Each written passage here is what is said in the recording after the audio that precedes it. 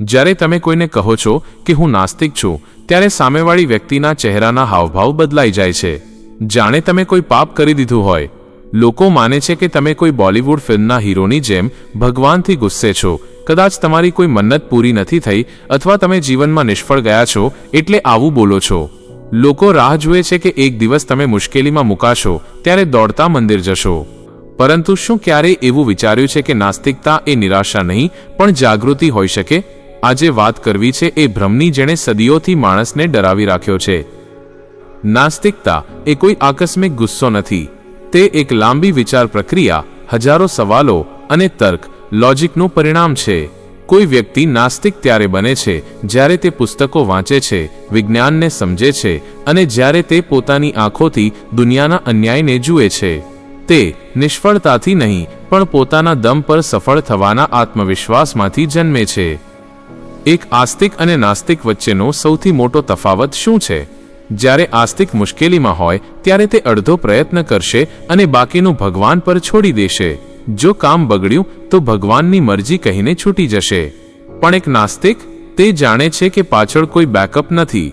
તેને ખબર છે કે જો તે પોતે મહેનત નહીં કરે તો કોઈ ચમત્કાર તેને બચાવવા નહીં આવે. તે નિષ્ફળતાનો દોષ નસીબને નથી આપતો પણ પોતાની ભૂલોમાંથી શીખે છે. નાસ્તિક માટે ભાગ્ય કે કિસ્મત જેવું કંઈ નથી હોતું. તેના માટે માત્ર અને માત્ર કર્મ જ સર્વોપરી છે. ચાલો એક કડવું સત્ય સમજીએ.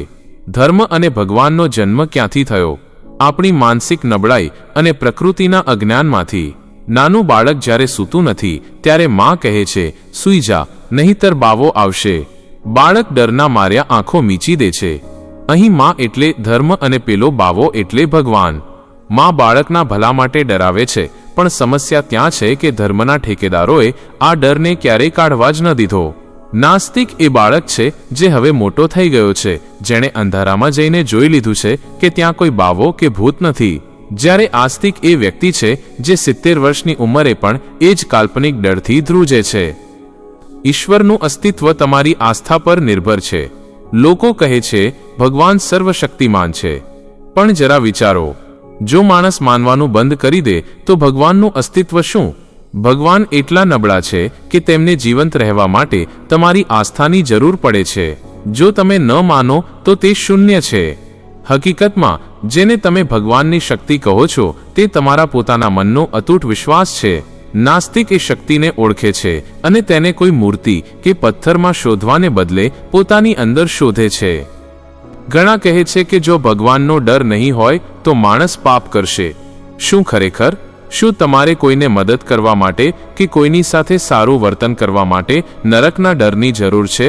જો તમે સજાના ડરથી સારા બનો છો તો તમે સારા માણસ નથી, પણ તમે એક ડરેલા ગુલામ છો.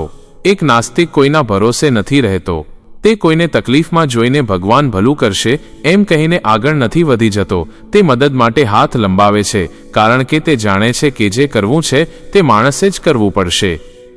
નાસ્તિકતા એ નિરાશા નથી, એ તો સ્વતંત્રતાનો ઉત્સવ છે. એ ગર્વ છે એ વાતનો કે હું મારા જીવનનો માલિક પોતે છું. હું કોઈ અદ્રશ્ય શક્તિનો કઠપૂતળી નથી. જે દિવસે તમે પૂર્વગ્રહોના ચશ્મા ઉતારીને ખુલ્લા મગજથી વિચારશો તે દિવસે તમને સમજાશે કે દુનિયા ચલાવવા માટે કોઈ ભગવાનની નહીં પણ સાચા માણસની જરૂર છે. યાદ રાખજો, જે ભગવાન માનવાથી જીવતો હોય તે ભ્રમ સિવાય બીજું કંઈ નથી. પોતાની જાત પર વિશ્વાસ રાખો, કારણ કે આખરે તમારે જ તમારી લડાઈ લડવાની છે. જો આ વાત તમારા દિલ સુધી પહોંચી હોય તો આ વિડીયોને લાઈક કરો. તમારા એવા મિત્રો સાથે શેર કરો જેઓ તર્ક અને વિજ્ઞાનમાં માને છે. અને હા, તમારી શું રાય છે? કોમેન્ટમાં ચર્ચા શરૂ કરો. આવી જ ક્રાંતિકારી વાતો માટે અમારી ચેનલને સબસ્ક્રાઇબ કરો.